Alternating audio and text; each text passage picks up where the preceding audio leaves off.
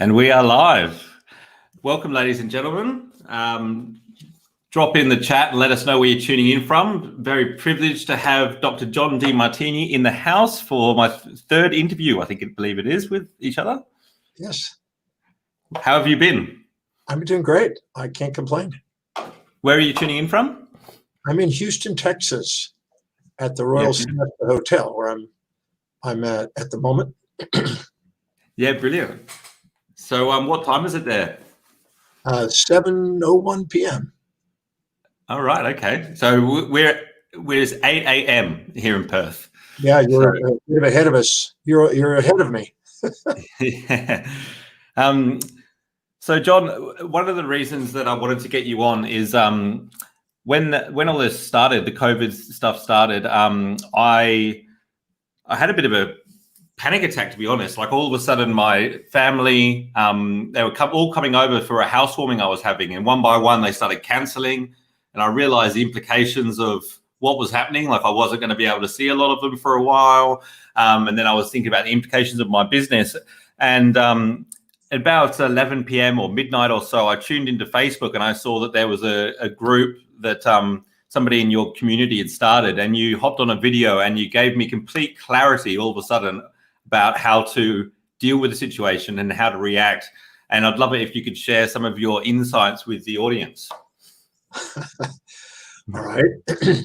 I'm not sure that there's really anything to react to other than our own perceptions.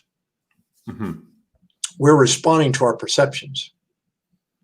We have control over our perceptions, our decisions, and our actions in life.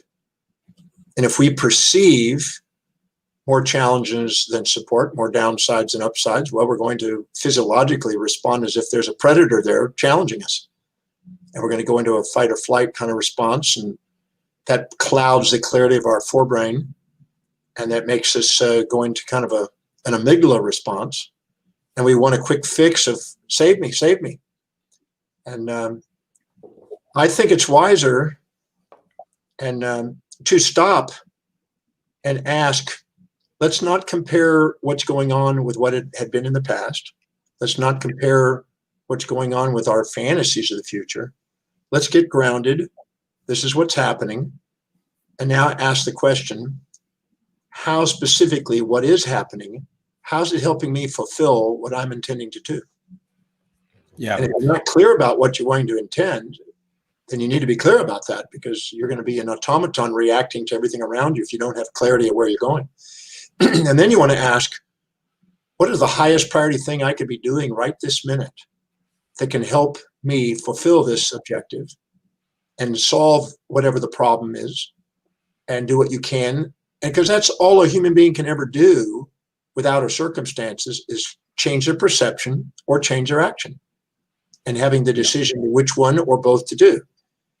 If you can ask, there's a really powerful principle here. I don't know how you want me to go on this, but I do want to share this. Sure. It's been shown that if you don't fill your day with high priority actions that inspire you, your day undergoing entropy will fill up with low priority distractions that don't.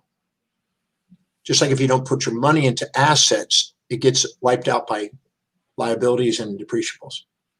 And if you don't put your energy into high productive things, it ends up with distractions. But so too, not only in our motor actions, but in our sensory perceptions. If we don't ask, how is whatever's happening in our world helping us get what's really most important to us? We're not asking the most fruitful question we could be asking. How is what's happening helping us fulfill what is deeply meaningful and inspiring to us? It's easy to run the story and be a victim of your history. It takes mastery to ask the question and answer, be accountable.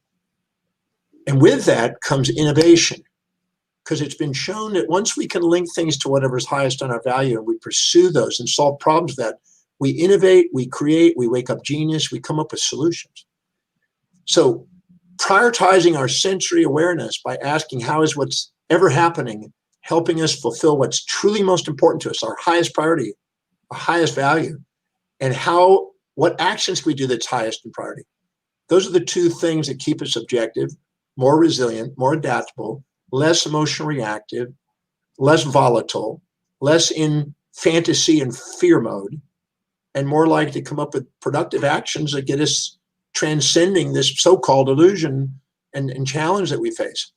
So prioritization is very important, and questions that we ask is very important to turn the so-called COVID into Saint COVID.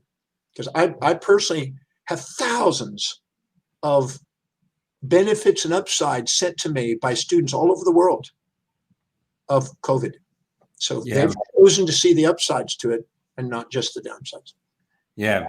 And I think that's what I did. I got out an A3 piece of paper and I wrote at the top, how specifically is what is happening right now serving me.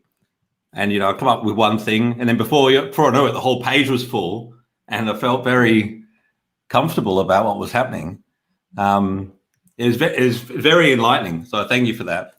I'm sure it had a big impact on a lot of people around the world. A lot of the people tuning in are business owners and entrepreneurs. Now, it's proven throughout history with a lot of the people that have built a lot of wealth in the world that it's in times of crisis that a lot of wealth is created. Do you see that happening in the world at the moment? Yeah.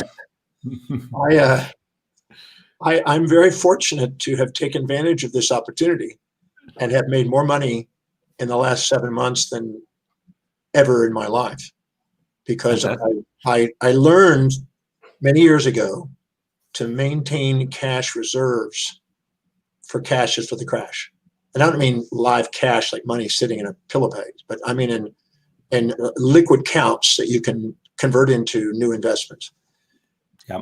And I tell people that if you don't have cash reserves, you pass up great opportunities to buy when everybody else is freaking out, because you have a guaranteed return. Yeah. But that's not the only factor. The other factor is that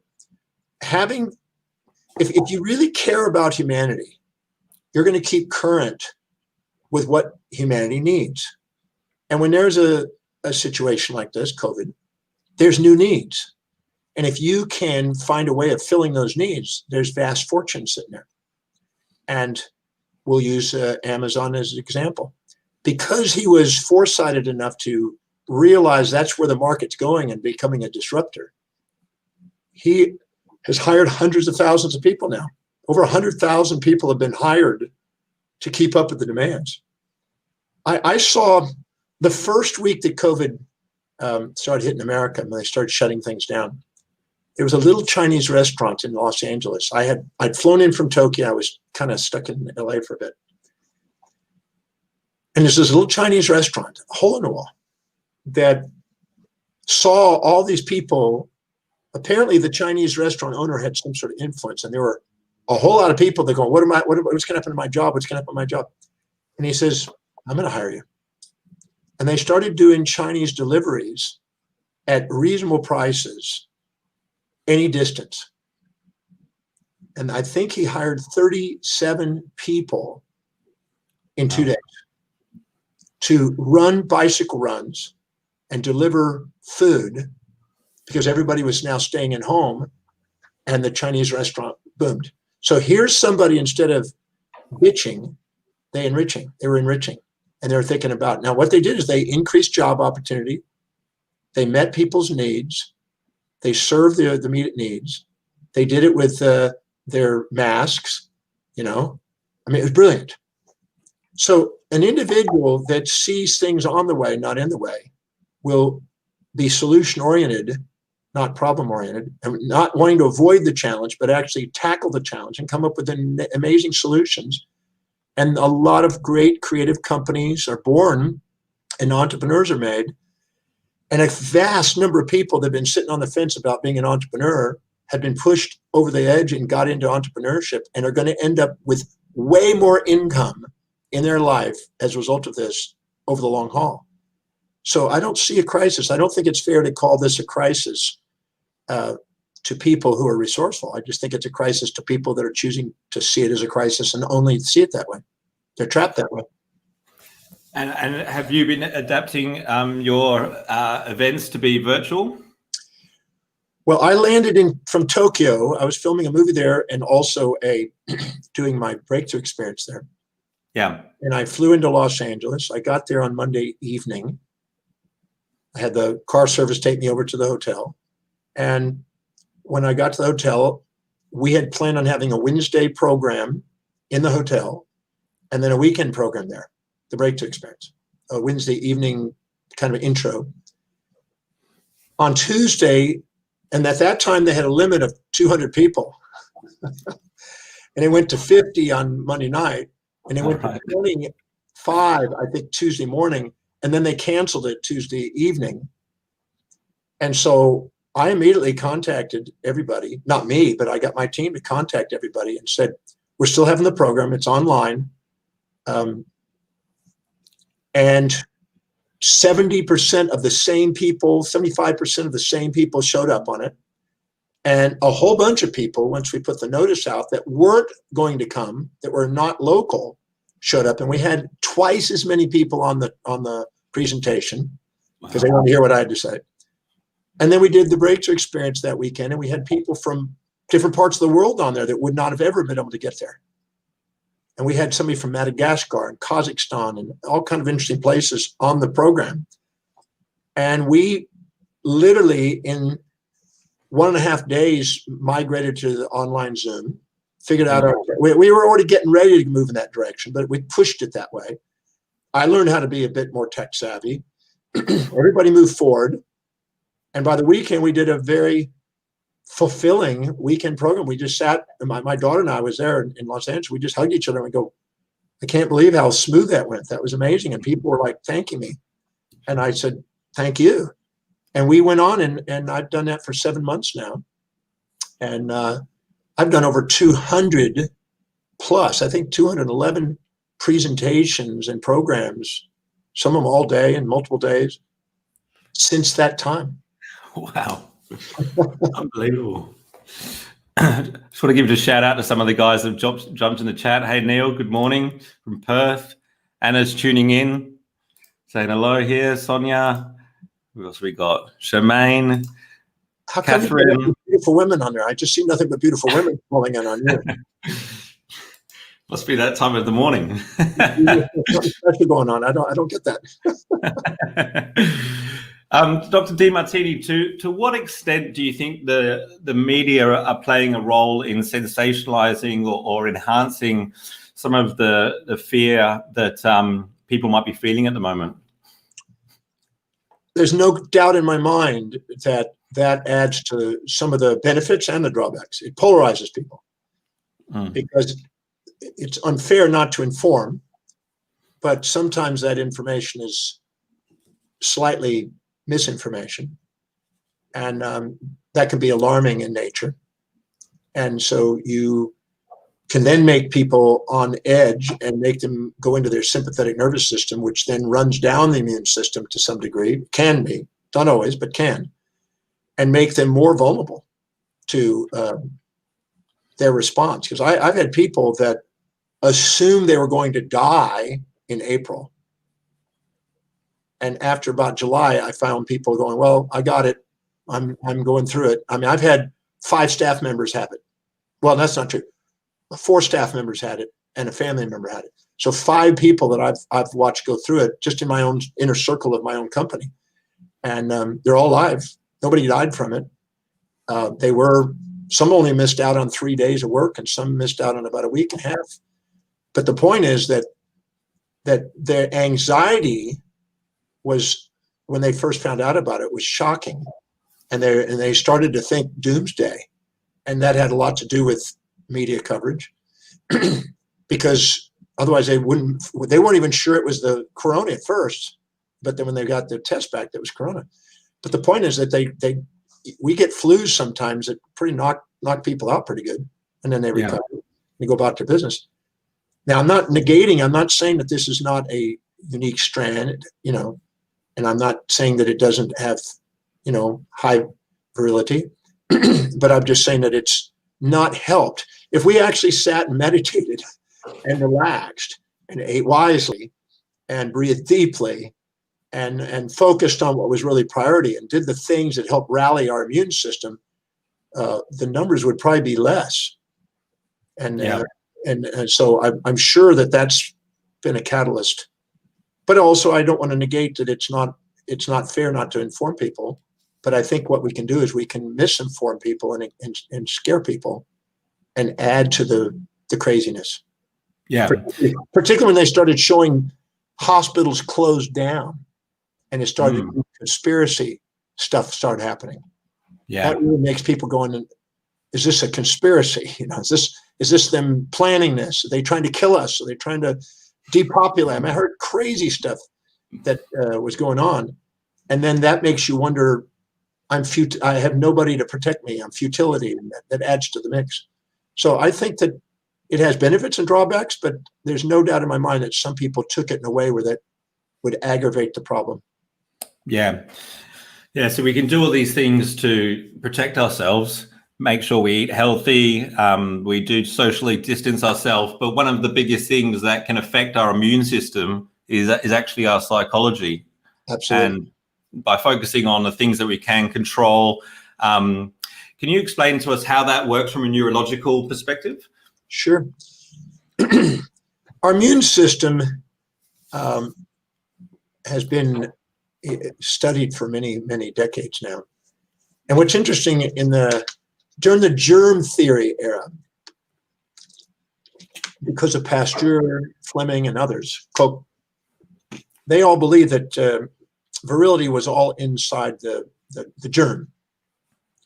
And then now, in the last 20 years or so, the microbiome movement has made us realize that really the microbiome is a constantly evolving, adapting set of microbes, and that the immune system is no longer a defense system, it's a management system.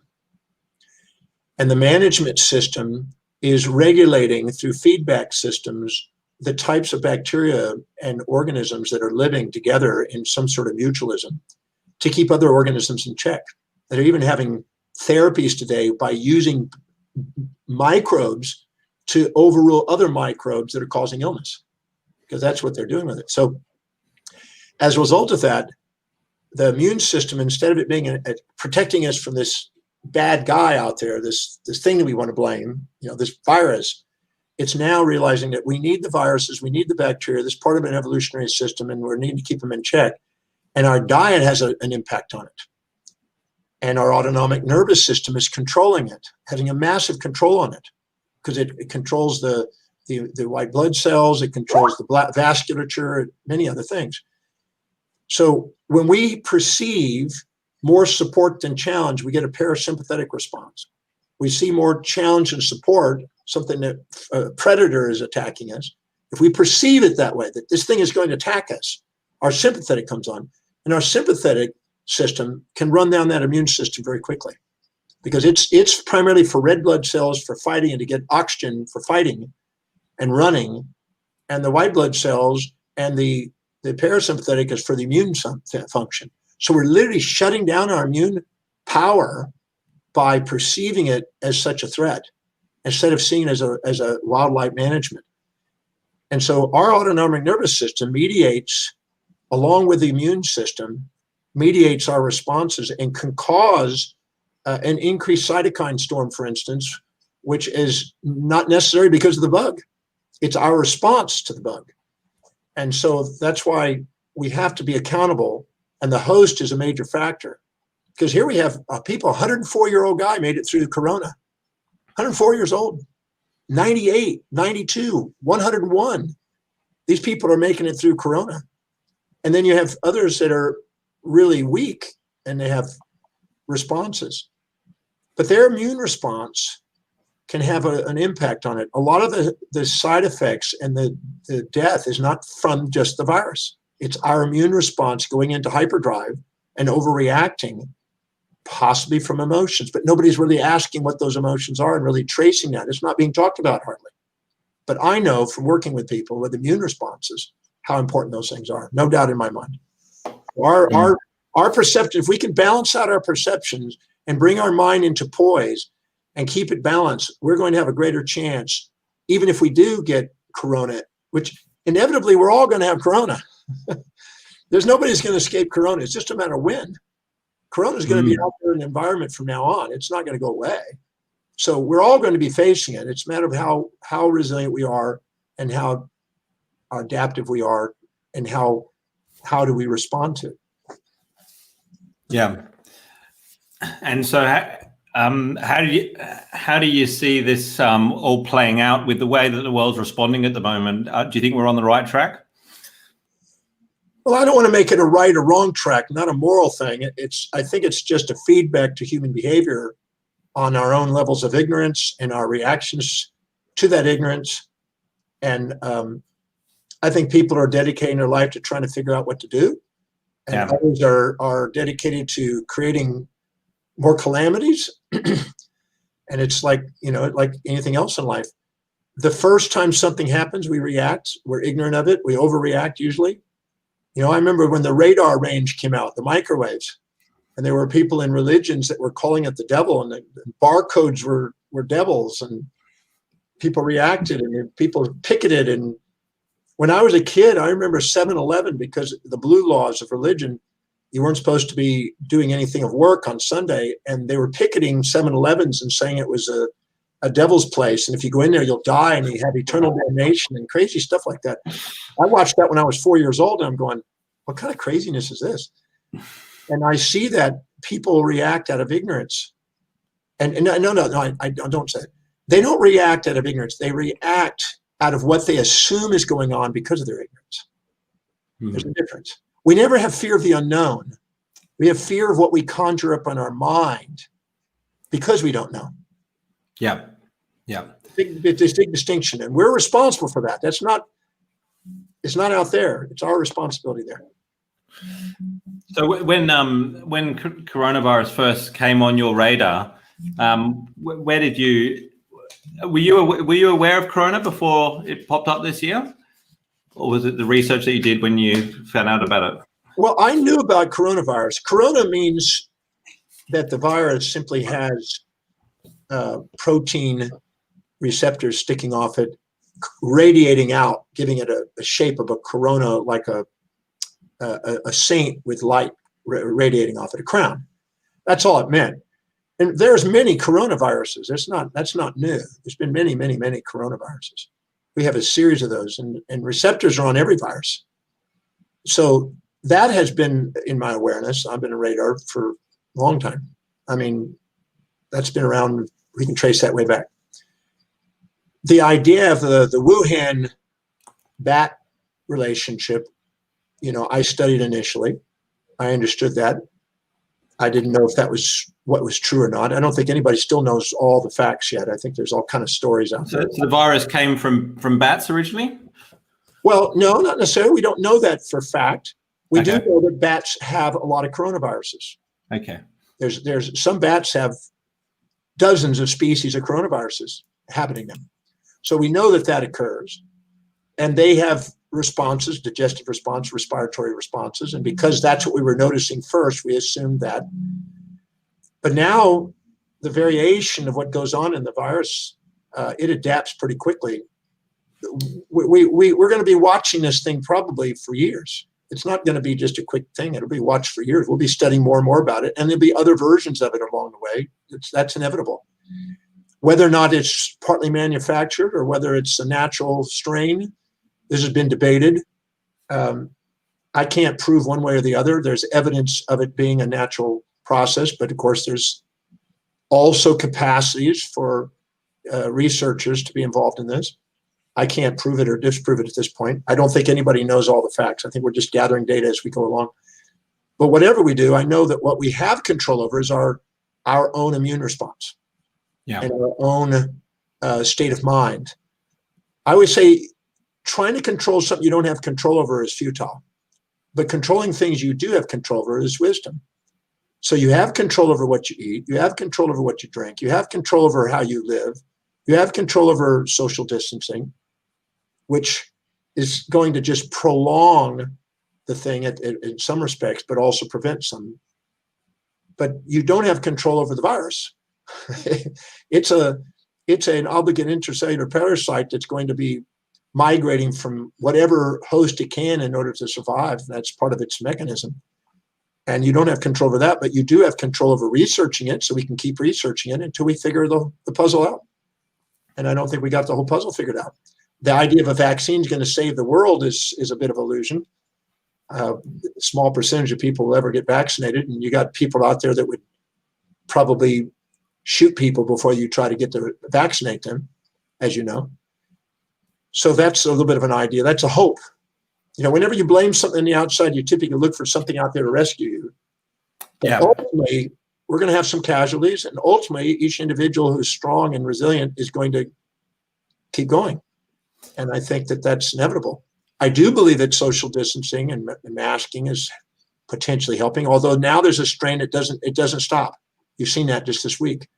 There's strains that are now that has no effect by that. It's in the airborne. It's airborne now, and so they found it in the Arctic already. So there's places in the Arctic that they found it. They're tracing it all over the world. So it's in the air. So there's no doubt that that's going to be all over the planet. So you can't control that, but what you can control is yourself and your response to it. And you can control things you can do that would reduce the probability of it. So I think that our response to that is sensible. But I think that our freak out and overreaction is going to work against us. The same thing occurred in the 2008-9 financial crisis. I made a statement and I sent it off to the president. And I said, and of course, no response, but I've gotten response from presidents before, but not this one. I said, if I were you as a president, not that you're asking me, but if I were you, I would take Buffett and I would take Branson and Bill Gates and I would take Bezos. I would take the top 7 wealthiest people in the world that people look up to as a wise guy. And I would have them on a panel and I would have them outline the wisest thing they can do to prevent a crash in the market to save their fortunes. And get on there with authority and take a bunch of authorities out there that people would look up to that are sensible, that are reasonable, and educate people on how to respond. Not that that's going to guarantee it, but it's probably going to curtail part of it. I think educated people are less reactive than uneducated people. Yeah, you touched on something there, which I think is worth elaborating on. You talked about when you blame things outside yourself, whether it be other people or circumstances, you give away your power. Do you mind just delving into that a little bit more for the people tuning in? Yeah, I had a gentleman the other day that had what I would describe as a dissociative state. When you've had a trauma, you naturally, as a response, go into a freeze response, dissociate from it, and then create sort of a fantasy in the mind to deal with it. It's a survival strategy, and it's been known, it's used. Freud thought that religions emerged that way. That's the source of religions, according to Freud. We're frightened about nature. We don't understand it. So we dissociate from it and create a protector to make us deal with it.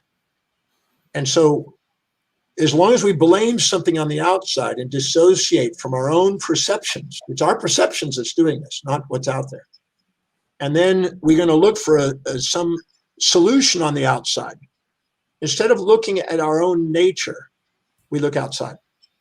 Now, this was shown up in the Knightian and the Cone School of Healthcare in the time of the Greek classical period. There were 2 different models. The masses of people that were uneducated wanted to blame things on the outside, wanted to look for solutions on the outside. And the intelligentsia wanted to look at what they had as an empowered state. They're used to being in control. They're used to being directive. They're used to being accountable and giving the orders. And so they don't think of blame and solution outside. They think of inside.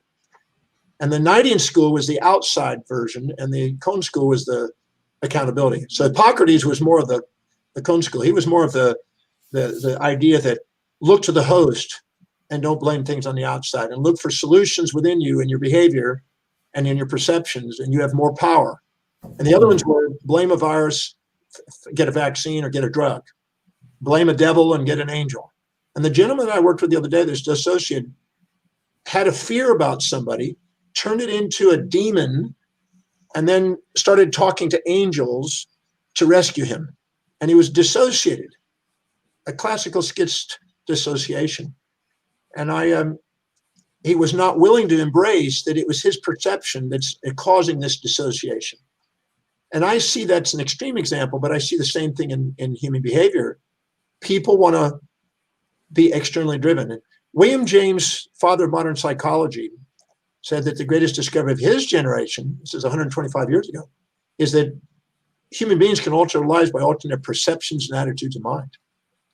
And I'm a firm believer, if you ask, we can sit there and go, well, this thing is causing all this problem, and we can run that story and be a victim of it, or we can sit down and go, how's it helping me? And now we've changed our perception of it. We've returned it back to, it's up to us. Let's take command. And then we go to priority. We don't look for something outside us. We look at what are we going to do, prioritize to maximize this opportunity. And that's a accountable response that intelligent people that live in their forebrain and executive function live by. And the other is an amygdala response where we avoid predator, seek prey, and it's all external. Yeah. So I'm a firm believer in taking command of your life and being a master of your destiny, not a victim of your history. Yeah. It's almost like people look for a reason to justify why, they're not in the situation they want to be. And the easiest way to do that is to look at external forces, isn't it? Well, it's simpler that way.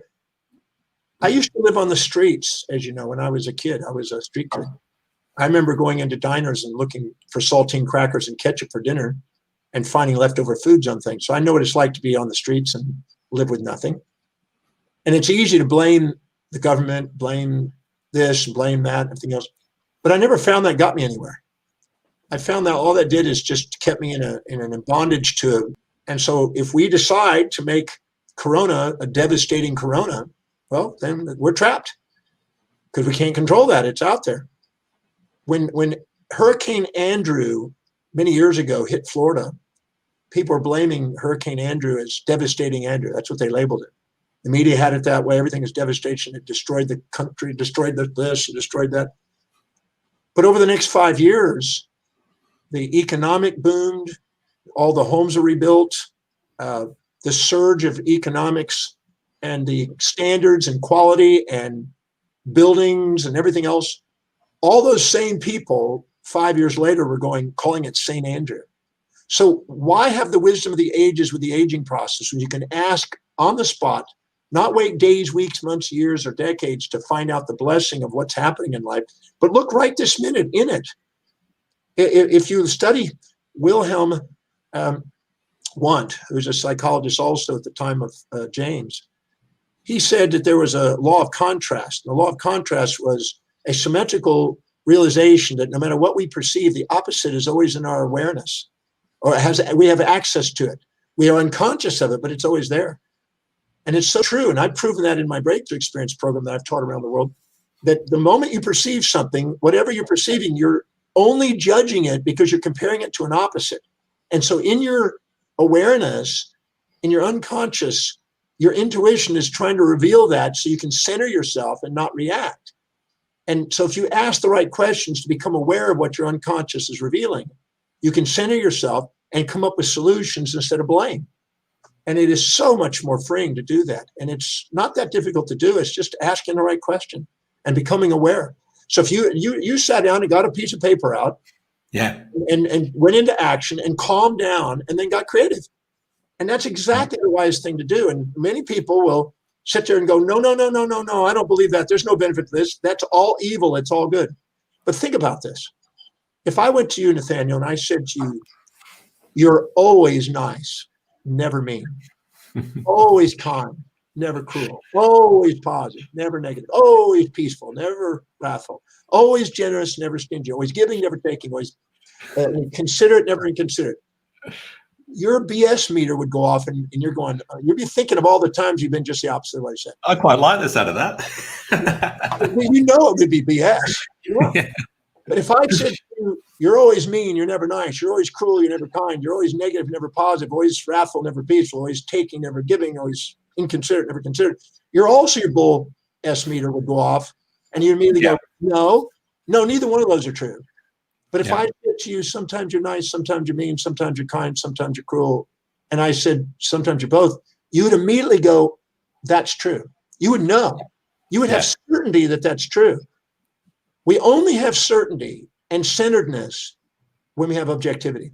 We don't have it when we have these subjective biases and extremes. So to label the virus as all bad, no good, all take, no give, all loss, no gain, all negative, no positive, is a subjective bias that will trap you and occupy your mind and make you in your amygdala and keep you out of creative ideas. But by asking what's the other side and getting back into the balance and find the certainty, in comes the executive center and in comes solutions. And solutions are always there. There's never a problem we don't have the capacity to find a solution for. Yeah. That's the way life is. And you know what? Almost everything that we've looked on in life that we thought was going to get and destroy us. I mean, they just found, you saw this on they're now generating jets with hydrogen fuel. So they're about to change the entire amount of combustion and carbon release, everything else. I mean, way down, like drastically down. Solutions are popping up all over the place for the so-called global warming, even though in the glacial national forest, there's more glaciers going on right now than ever. It's been actually growing ice, not receding ice, but people don't know that. The reality is that there's a solution out there. People react, but wise people don't react. They get into action, find solutions, and move forward. Yeah. One of the things I have been doing, whether I guess it's helped me a lot. In Perth, we're quite lucky. There are no lockdown restrictions anymore. But certainly since coronavirus started, and even before that, I mean, I limit the amount of news that I watch, the amount of media that I consume, purely because I've found that the majority of it is very much biased to the negative. And so I'm curious, where do you go for your news or information? Do you consume mainstream media or? When I was 18 years old, I walked into Wharton Library and I came across a very beautiful book by Gandhi, My Experiments with Truth. And then I read his memoirs, his actual day-to-day documentation of what he was going through each day. And it was written and you couldn't read it all, and it was typed up in English. And I realized that he said that he doesn't watch the media. The only time he's even involved in the media is when he's on the media. And I've been following that ever since. I don't watch the media as much as I go on and contribute to the media. And I try to make sure that I contribute something of value to the media. Now, that doesn't mean that I haven't seen it standing in an airport, sometimes waiting for a plane. That doesn't mean that sometimes people don't tell me all kind of stuff. I get stuff indirectly. And sometimes I look up stuff if I'm going to be asked on an interview. But I found out if I don't fill my day with high priority actions that are deeply meaningful, I fill my day up with things that are not.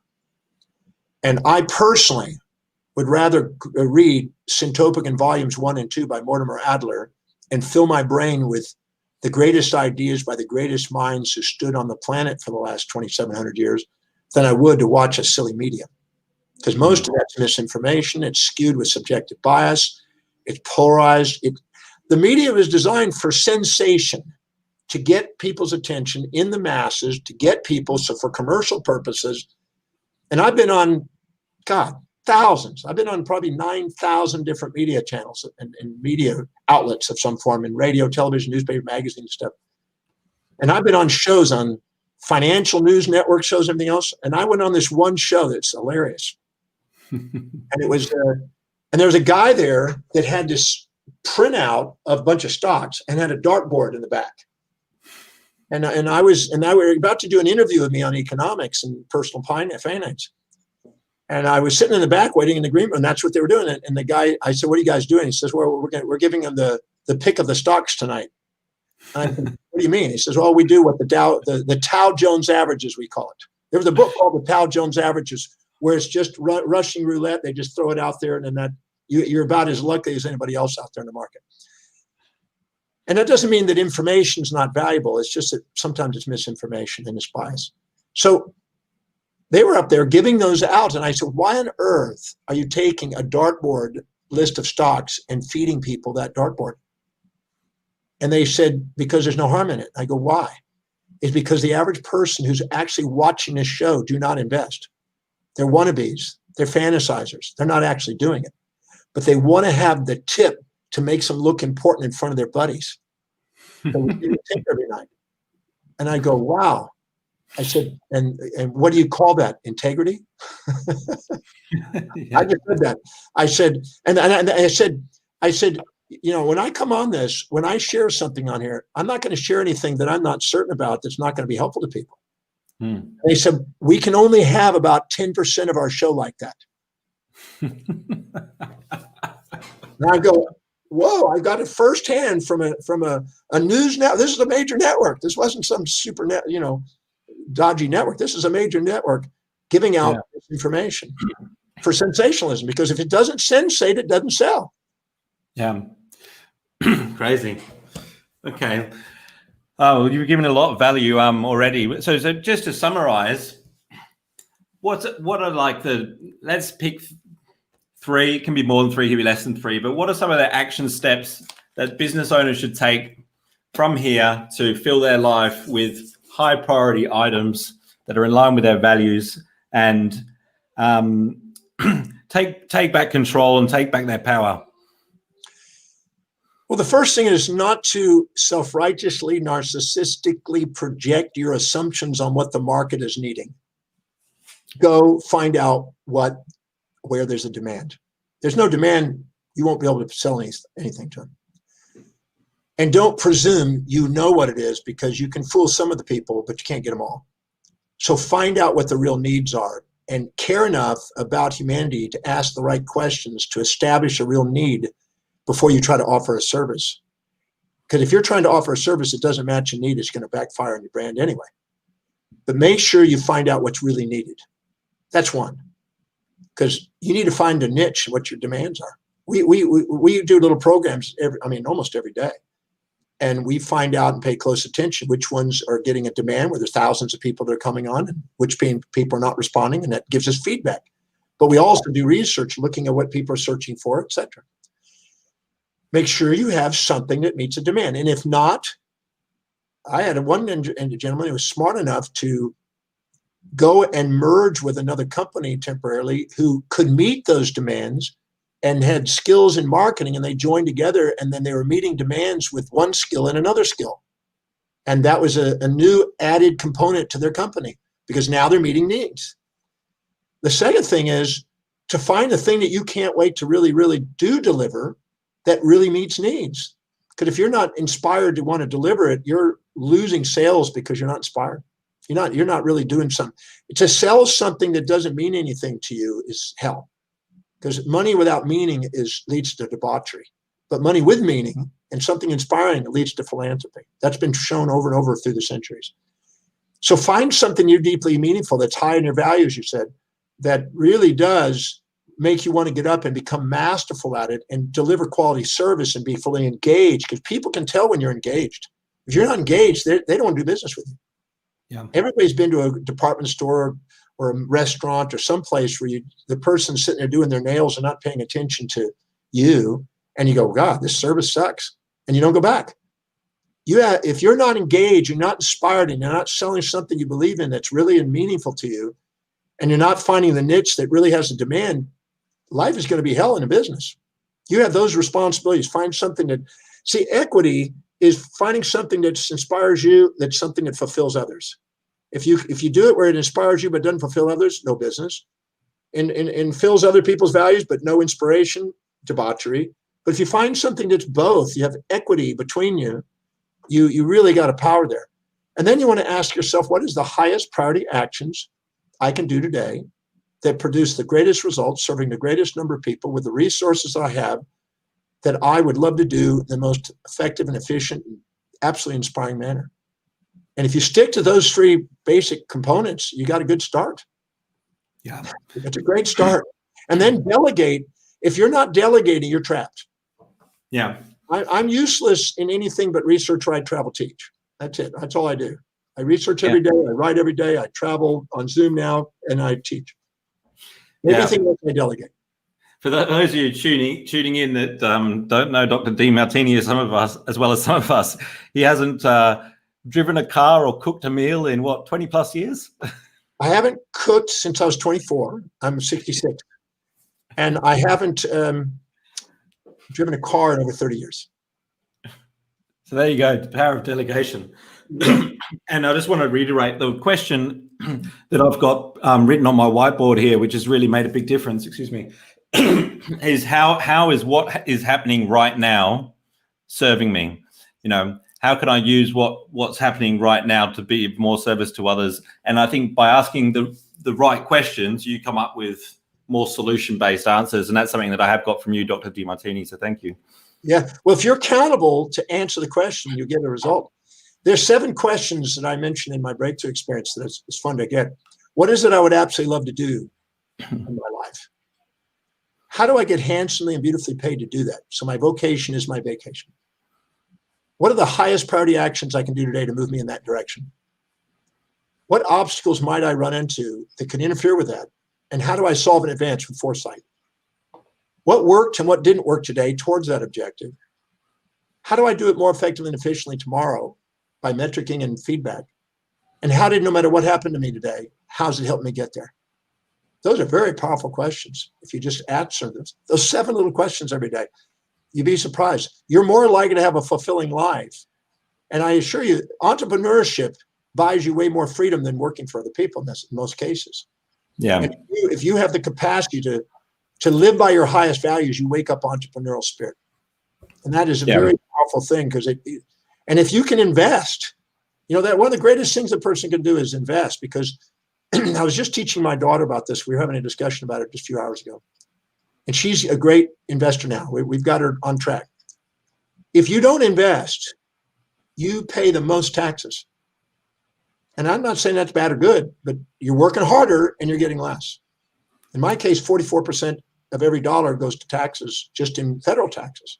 And there's other taxes. In some states, in some places, it's up to 80-something% of your dollar goes to taxes. So that's insane. You're working really hard as a slave to that. But if you invest and you have long-term capital gains, in most countries, even in your country, you have benefits from that. If you have long-term capital gains, you reduce your taxes and you save the government enormous amounts of money of rescuing desperate people later on. Because you're autonomous, you're independent, you don't require the government to rescue you. And you now are going to work not because you have to, but because you love to. Because you took the time to manage your money wisely with long-term vision instead of immediate gratification. And so I'm a firm believer in valuing yourself enough to take a portion of whatever you earn and let it work for you with compound interest instead of you working your whole life for money. Because otherwise you're a slave to money instead of an investor and a master of it.